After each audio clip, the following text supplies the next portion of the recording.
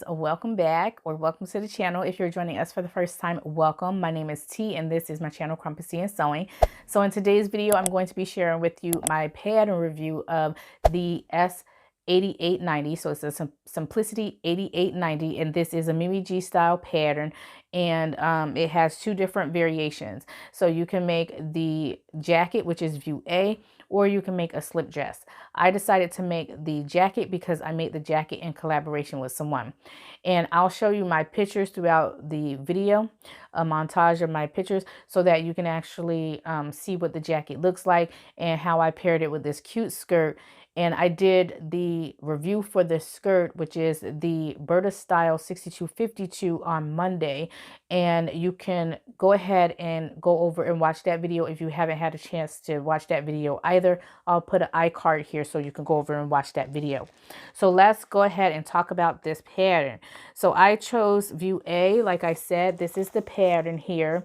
It's a Mimi G pattern. She does a really great job about doing sewing tutorials for all of her patterns.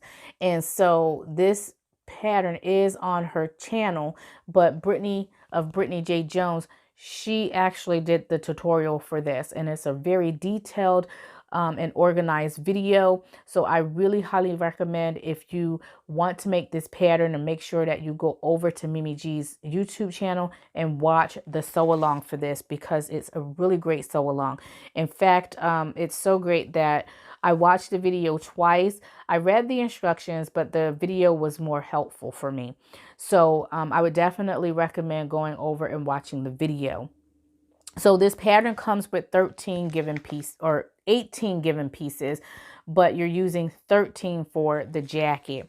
Now, those pieces include the front, the back, the flap front, the flap back, the sleeve front, the sleeve back, the carriers, the tab, the front facing, the back facing, the upper collar, the under collar, and the tie belt.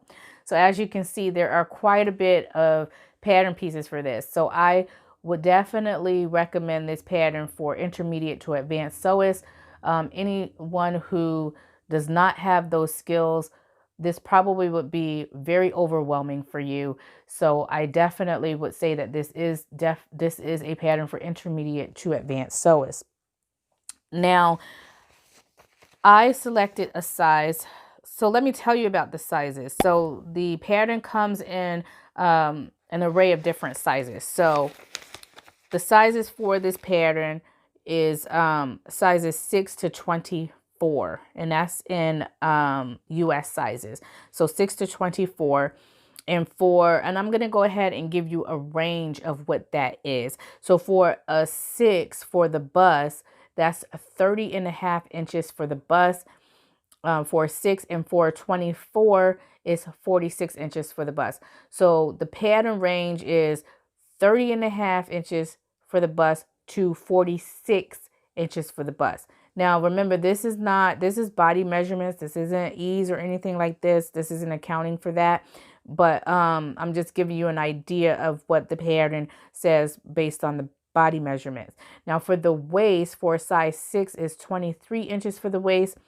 And then for size 24 is 39 inches for the waist. So that means that the range for the pattern is 23 inches for the waist to 39 inches for the waist. So that's for the jacket.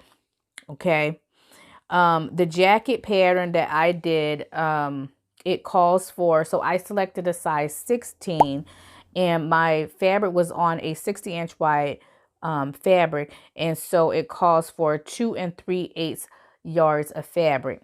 So that's what I needed for my project, and I'll tell you more about the fabric and all of my experience with that as well. But let me finish getting through the pattern review.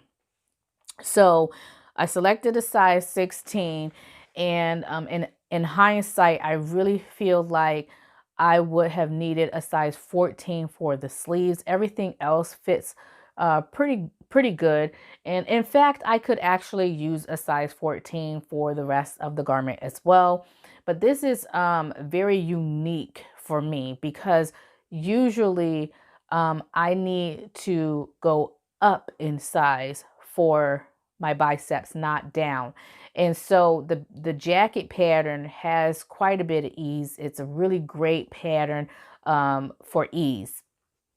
Now, you see that this pattern is quite detailed. So it has a lot of parts, a lot of working parts to it. And I'm going to go ahead and I'm going to show you, you know, in detail, the different sections of the garment here in a minute. So in terms of alterations and adjustments, I only did one. And that is I shortened the sleeve by 1 inch because the sleeves were quite long on me. I would go back and shorten it another inch. So for a total of 2 inches, because the sleeves are quite long. I'm really short in the arms, short in the torso, short in the neck. I'm just a really short person everywhere. And so the arms, definitely, I would go back and shorten the arms by 2 inches.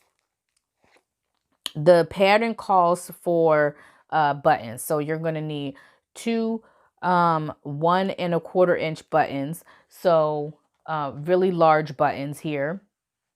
And I purchased this from Joann Fabrics. It's a rose colored button.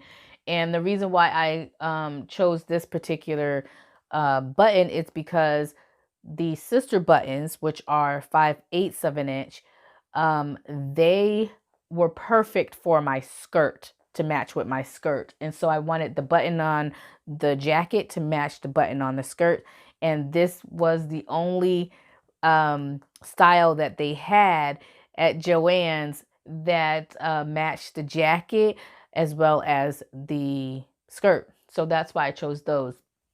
Now, the second button, that's 1 1/4 of an inch, is supposed to be placed up here on the lapel area. I omitted that because I chose a corduroy fabric. It's a cotton corduroy fabric, and it's a medium to heavyweight fabric, and it's just too much for this project. Really, it is, because there were points in the project where I was sewing 5 and 6 layers of fabrics together, and that was quite a bit. It was quite a bit for pressing, quite a bit for sewing, quite a bit for trimming. It was quite a bit of work. And I also did not, because it's such a thick corduroy, and up here, this is 2 layers of fabric plus my interfacing. I did not want my feed dogs. Now, I could have, you know, repositioned the machine so that the feed dogs, you know, lowered the feed dogs so that the feed dogs wouldn't drag on the corduroy fabric.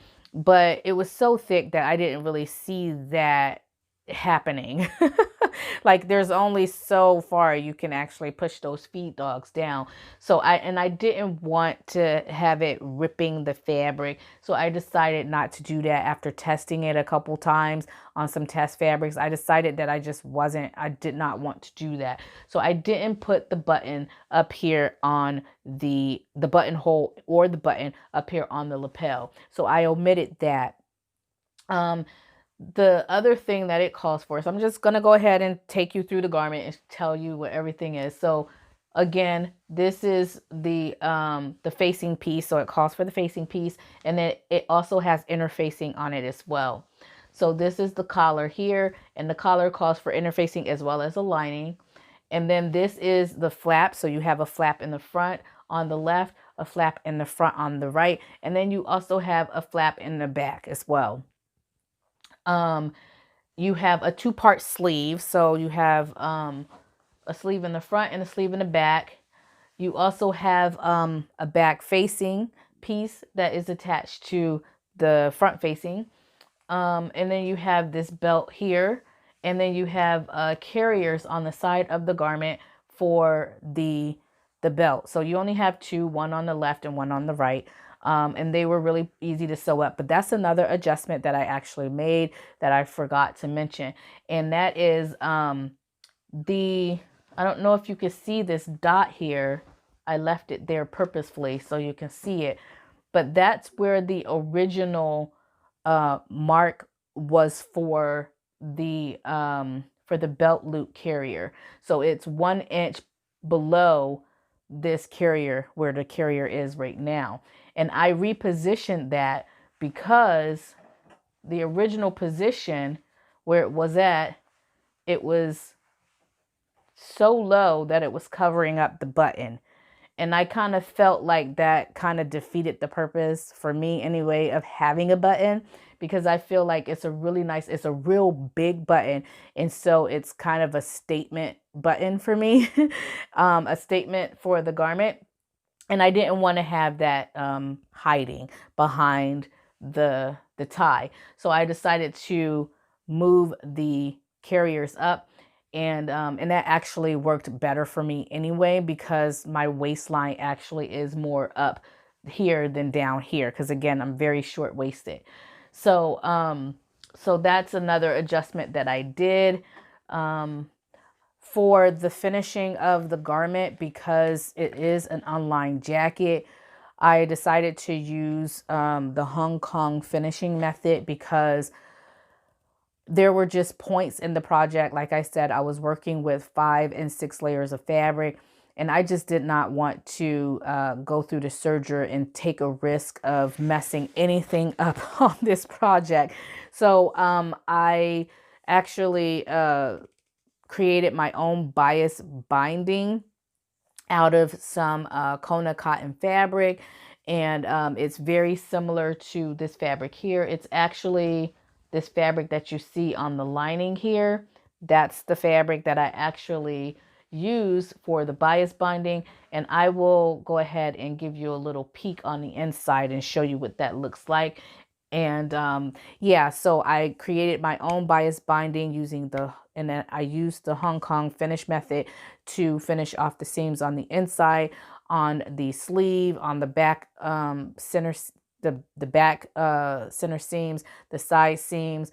I used it just everywhere, because it was easier than putting all those layers of fabric through a serger or something like that. So that's what I decided to do for the finishing, and it came out pretty good, and I'm really happy with the results of that. I would definitely reconsider choosing a different fabric in the future. I don't think that I would use corduroy at all.